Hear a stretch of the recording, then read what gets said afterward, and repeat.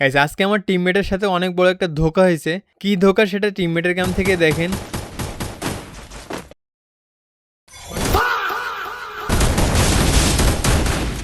মানে ভাই এখানে আমার টিমমেটের রিয়াকশনটা এমন ছিল মনে হচ্ছিল ভূত দেখে ফেলছে। তো টিমমেটকে এমন ভয় দেখানোর জন্য ভাবলাম এটা রিভেঞ্জ নিয়ে ছাড়বো, এজন্য এসে একটাকে অনটেপ দিয়ে দিই। এরপর রাশ করতেই যাচ্ছিলাম কিন্তু টিমমেটের ওই দৃশ্যটা সামনে ভাসতেছিল, যে জন্য আবার পিছনে ফিরলাম। এরপর কিন্তু সাহস করে রাশটা করেই ফেলি, কিন্তু টুংটুংগুলো এখানে ফাঁদ পেতে রাখছে। সেই ফাঁদে আমি পড়েও যাই। এখানে এই ফাঁদে থাকা অবস্থায় অতীতের কিছু স্মৃতি মনে পড়ে যায়, চলুন আপনাদেরকেও শেয়ার করি। তো 2-3 মাস আগে টন্ডে ভাইয়ের সাথে আমরাও এনিমিদের উপরে এমন নির্যাতন চালাইছিলাম। মুন্না ভাই, ওই সময় এনিমিগুলো মনে মনে কি পরিমাণ গালি দিছিল এখন সেটা একটু একটু বুঝতে পারছি।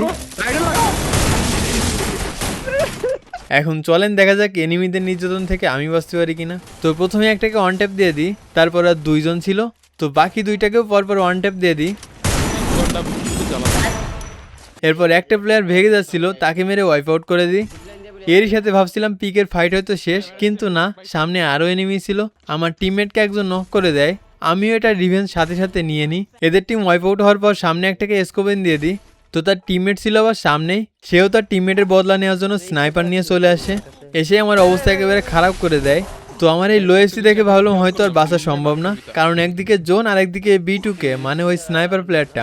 ভাবলাম এখানে বসে মেড কিট করবো, কিন্তু প্লেয়ারটা ভালোই চালাক আছে, তারপরে কোনো লাভ হলো না তার। এখানে আমার এই শটটা মিস হলে কিন্তু বাঁচতে পারতাম না। তো যাই হোক এরই সাথে আমার 17 কিল ডান, এই জন্য ভাবলাম দেখি আজকে 25 কিল করা যায় কিনা।